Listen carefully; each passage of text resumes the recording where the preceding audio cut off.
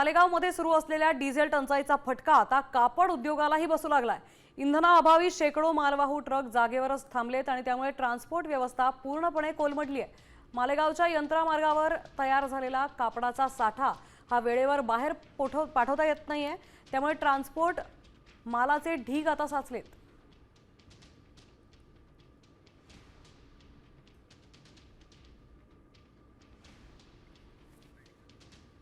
इंधन टंचाईचा फटका आता कापड उद्योगालाही बसताना दिसतोय।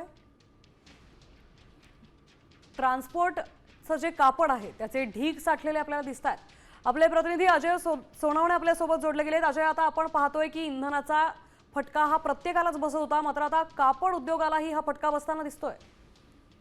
नक्कीच आता डिझेलचा जो तुटवडा आहे तो सगळीकडे जाणवतो आहे।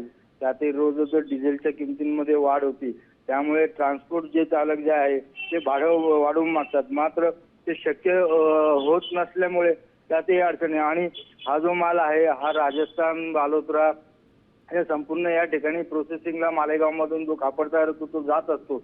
आणि अंतर जर बघितलं तर बऱ्यापैकी मोठं अंतर असतं, मात्र रस्त्यांमध्ये पण डिझेल कुठे लवकर मिळत नाही। आणि हा सगळा जो एकंदरीत जो परिणाम आहे तो आता या कापड उद्योगाच्या ला बसायला सुरुवात झालेली आहे। जोपर्यंत डिझेलचा पुरवठा जो आहे तो सुरळीतपणे होत नाही तोपर्यंत हा जो माल आहे हा ट्रान्सपोर्ट जे चालक आहेत त्यांच्याकडे तर तसंच पडून राहणार आहे। दिवसाला एखाद दुसरी गाडी जी आहे ती ट्रान्सपोर्ट मधून बाहेर निघते, माल भरून बाहेर निघते। त्यामुळे एकंदरीत जर बघायला गेलं तर हा सर्वात मोठा जो फटका आहे तो आता सर्वच क्षेत्राला आता बसायला सुरुवात झालेली। नक्कीच यावर सगळा तोडगा काढायचा म्हणजे इंधनाचा पुरवठा सुरळीत व्हावाच लागणार आहे। धन्यवाद अजय, आपण दिलेल्या सविस्तर माहितीबद्दल।